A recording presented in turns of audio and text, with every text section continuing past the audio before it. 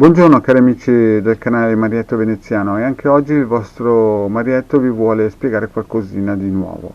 Vedete che ho qui nelle mani un libro scritto da Riccardo Tristano Tuis, e il quale titolo è L'aristocrazia nera, la storia occulta dell'elite che da secoli controlla la guerra, il culto, la cultura e l'economia. Bene, questo libro è una pietra miliare per ogni ricercatore di verità, edito dalla Uno Editori e fatto da 341 pagine, ricchissime di materiale didattico proprio per capire chi sta guidando e governa il nostro sistema. Riccardo Tristano Tuis si spende molto a spiegare la ragnatela di governi, di poteri che stanno dietro alle istituzioni. Spiega veramente molto bene praticamente la genesi di questo sistema, e a me personalmente importa, interessa il fatto che fa ben chiaro a pagina 68, parla di qualcosa di veramente interessante, che sono i sarmati, in seguito definiti cazzari.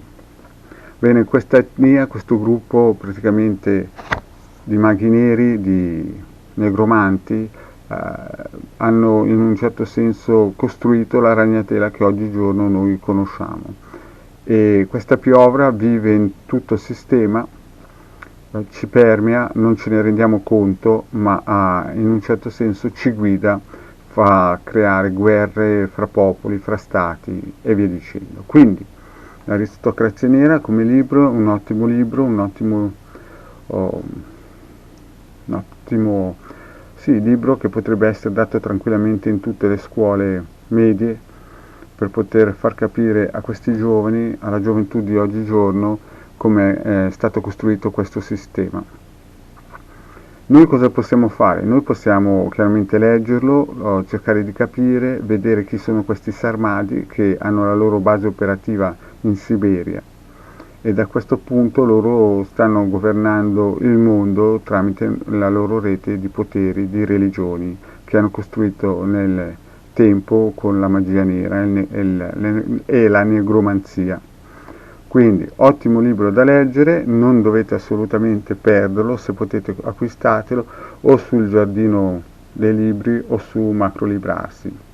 Edito dalla Uno Editori, 341 pagine, e vi spiegherà anche cosa vuol dire Reiki, quali sono le sue praticamente origini, vi spiegherà come è nata la Chiesa Cattolica. Insomma, è un compendio di conoscenze eccezionale questo libro qua. Riccardo Tristano Tuis lo spiega in modo semplice, in modo veramente abbordabile per ogni persona che abbia voglia di iniziare questo cammino. Qui praticamente dà la traccia di come vengono costruite tutte le egregore che ci governano attualmente, anche da quella cattolica romana. Bene cari amici, anche per oggi questa micropillola del vostro Marietto Veneziano è finita. Vi invito a iscrivervi al canale di Hildegarda o al canale appunto di Marietto Veneziano, e se volete potete venirci a trovare nei nostri gruppi di Facebook di Hildegarda e del vostro Marietto Veneziano.